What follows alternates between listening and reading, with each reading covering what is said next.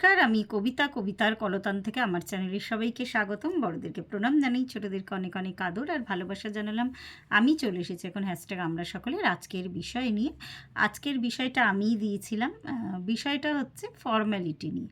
যে কোনো কাজ বা যে কোনো কারোর সাথে সম্পর্ক রাখার মানে এটা অ্যাকচুয়াল আমার জিজ্ঞাসা ছিল। যে কোনো কাজ করতে বসলে বা কারোর সাথে সম্পর্ক বজায় রাখার ক্ষেত্রে আমি একটু ফর্মাল বা আনুষ্ঠানিক যাকে বাংলায় বলে, তো এই ফর্ম্যালিটিটা মানে এটা আমার মধ্যে কি বলবো আর কি, মানে প্রথম থেকেই আছে, এটা আমাকে রপ্ত করতে হয়নি। তো এই বিষয়ে আমি অন্যদের মতামত জানতে চাইছি। যেমন একটা ছোট্ট এক্সাম্পল দিই, যারা যারা বুঝতে পারছেন না, হয়তো আমি ঠিক কি বলতে চাইছি তারা বুঝে যাবেন। সেটা হচ্ছে, যখন আমি কাউকে ডাকি, কারোর নাম ধরে ডাকি, অনেকেই পুরো নামটা শর্টে ডাকেন। যেমন ধরো আমার নাম কবিতা, তো অনেকে কবি বলে ডাকে। তো আমি তার পুরো যে নামটা আছে ওই নামটা ধরে ডাকি। আমার ভালো লাগে তার পুরো নামটা ধরে ডাকতে, তার নামটা যতই বড় হোক না কেন আর যেমনই হোক না কেন আমার ভালো লাগে। তো এই ধরনের ছোট ছোট ফর্ম্যালিটি কিন্তু এই যে বললাম আমি রপ্ত করতে হয়নি, আমার মধ্যে প্রথম থেকেই ছিল ব্যাপারটা। ধরো কারোর জন্মদিন আমি জানতে পারলাম, তো আমি ফর্মাল ওয়েতে কিন্তু আমি তাকে মেসেজ করি, বা কাছাকাছি যদি থাকে সে, একটা হয়তো খুব ছোট্ট একটা গিফটই মানে আমার দিতে যদি ইচ্ছা করে, বেশ ফর্মাল ওয়েতে কভার করে, মানে কি বলবো, একদম ফর্মালি গিয়ে আর কি তাকে সেই গিফটটা আমি দিই। তো যে কোনো সম্পর্ক বজায় রাখার ক্ষেত্রেও আমি একদম মানে খুব একটা মানুষের সাথে আমি কেন জানি না এটা আমার দোষ না গুণ, আমি কিচ্ছু জানি না ব্যাপারটা। কিন্তু এটা আমি করি। প্রথম থেকে আমার ভেতর থেকে এই ধরনের মানে অন্যদের প্রতি এইরকম ব্যবহার করতেই আমার ভেতরটা আমাকে শেখায় আরকি। যেমন কিছু ক্ষেত্রে বলছি, কারোর সাথে আলাপ হলে, নতুন আলাপ হলে আমি যেমন প্রথমেই মানে খুব একটা তুমিতে বা তুইতে সড়গড় হতে পারি না। একদম ছোট হলে তখন তাকে আ তুমি বলি। আ মানে আ আমি কিন্তু আপনি বলেই সম্বোধনটা করি। আরও অনেক ক্ষেত্র আছে যে ক্ষেত্রে আমি বেশ ফর্মাল আরকি। আ যেমন কাউকে চট করে কোনো কথা আমি আ বলতে পারি না। আ সে মানে আর কি ভদ্রলোক হোক বা ভদ্র মহিলা হোক, যে কোনো জেন্ডারই হোক না কেন, মানে হট করে আছে না অনেকে খুব লাইট মেজাজে কথা বলে। বা কাউকে একটা কোনো কথা বলে ফেললো, মানে খুব মনে করলো আর কি এটা আর কি এমনিই বলেছে, ইয়ার্কির ছলে বলেছে আর কি। তো এই ইয়ার্কির ছলটা আমার মধ্যে খুব একটা আসে না। হ্যাঁ, একদম বন্ধু যারা আ প্রচণ্ডভাবে একসাথে মেশামেশি মানে মেলামেশা করছি বহুদিন ধরে আমরা, আ পরিবারের লোকজন, তাও যে আমি খুব একটা ইনফর্মাল হতে পারি তা না।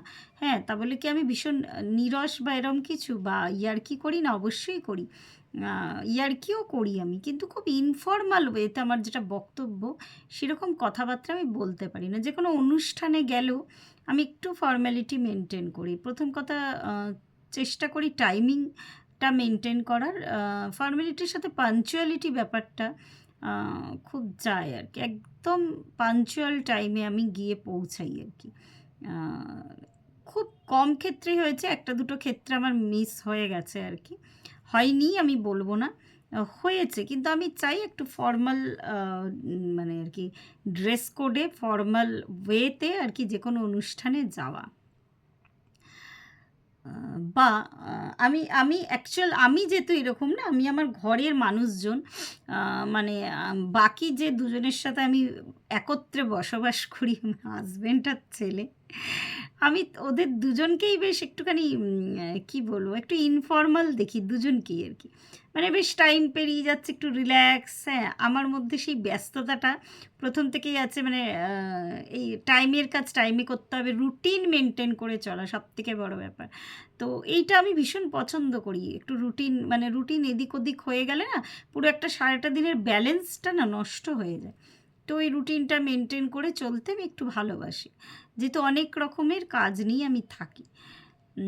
তো ওই যে বললাম, কাউকে সম্বোধন করার ক্ষেত্রে হোক, যেকোনো অনুষ্ঠানে পৌঁছানোর ক্ষেত্রে হোক, বা যে কোনো কারোর সাথে সম্পর্ক মেনটেন করার ক্ষেত্রে হোক, আমি যেখানে দেখি যে ফর্মাল থেকে আস্তে, আস্তে ইনফর্মাল সম্পর্ক হচ্ছে। ইনফর্মাল মানে ভীষণ কাছের, যাকে ভাববো তাকেই কিন্তু আমি তার সাথেই কিন্তু আমি খোলাখুলি কথা বলতে পারি বা মনের ভাব শেয়ার করতে পারি ভীষণ কম জনের সাথে। খুবই কম, আমার লিস্টে ভীষণ কম মানুষ আছে যাদের সাথে আমি মনের ভাব শেয়ার করি। খুব চট করে আমি কারো সাথে মনের ভাব কিন্তু শেয়ার করি না, বলবো ভালো, তার থেকে বলা ভালো, করতে পারি না। তো ওই যে বারবার বলছি, এগুলো কি আমার ড্রব্যাকস কিনা আমি জানি না। আমি পারি না। হঠাৎ করেই যেমন অনেকে আছে কারোর সাথে দেখা হলে একটু হাগ করা তাকে, আ ভীষণ মনের কথা আ আর কি বলা, তাকে আপন, হয়তো তারা ভেতর থেকে ফিল করছে। আমি বলব না সবসময় যে তারা আম কি বলবো, ঐরকম দেখাচ্ছে বা প্রিটেন্ড করছে তা নয়। হয়তো ফিল করছে ভালোবাসাটা। কিন্তু আমি কেন জানি না একটু আমার মিশতে টাইম লাগে সবার সাথেই। আর মিশে গেলে আমি যদি মনে করি যে এই মানুষটা আমার ভীষণ কাছের, বা আ আমি এর বন্ধু হতে পারি বা সেই মানুষটা আমার বন্ধু হতে পারে, তার সঙ্গ কিন্তু আমি চট করে ছাড়ি না কখনোই। আর হয়তো সেই অপর দিক থেকে আ সেই হঠাৎ করে আমার লোডশেডিং ছিল। কারেন্ট এসে গেল, ব্যাকগ্রাউন্ড একটু হয়ে গেল। যাই হোক, আ সেই মানুষটার দিক থেকে যখন সাড়া পাই না, বা যখন দেখি যে সবার যে সবাইকে কন্টিনিউ করে চলতে হবে তার তো কোনো মানে নেই। যখন দেখি যে তার দিক থেকে কোনো নেই আরকি, তখনই আমি সেই সম্পর্কটা বা সেই সিচুয়েশনটা কিন্তু আমি ড্রপ করি। তার আগে পর্যন্ত না, ইভেন যখনও যার থেকে আমি একটা ফোঁটা আমার মনে হয় যে আমি কৃতজ্ঞ যার ওপরে আরকি, সে আমার সাথে তার সম্পর্ক থাকুক না থাকুক, যে কোনো পরিস্থিতিতে সে যদি সমস্যায় পড়ে, আমি অবশ্যই 100% তার জন্য এগিয়ে যাব। কিন্তু সেটা আমি সবসময় যে মুখে প্রকাশ করতে পারি তা নয়। এই যে বললাম, একটা ফর্মাল বাউন্ডারি আমার চারিপাশে আমি লাগিয়ে রাখি।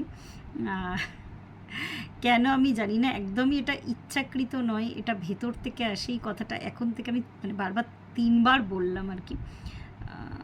এটা ভেদ করে আমি যদি মনে করি আমি কারোর জীবনে ঢুকবো বা কাউকে আমার জীবনে স্থান দিই, তার স্থানটা কিন্তু আমি চট করে কখনোই আরকি তার স্থানটা আমার হৃদয় থেকে যায় না। তো এইটুকু বলতে পারি নিজের সম্বন্ধে। তো আমি অন্যদেরটা জানার জন্যই আজকের এই বিষয়টা দিয়েছিলাম। এখনও অবধি কারোর আলোচনা আসেনি। অবশ্যই আসবে আমি জানি। আমি শোনার অপেক্ষায় রইলাম। প্রত্যেকে ভালো থাকবেন, পরিবারের সকলকে ভালো রাখবেন। ধন্যবাদ।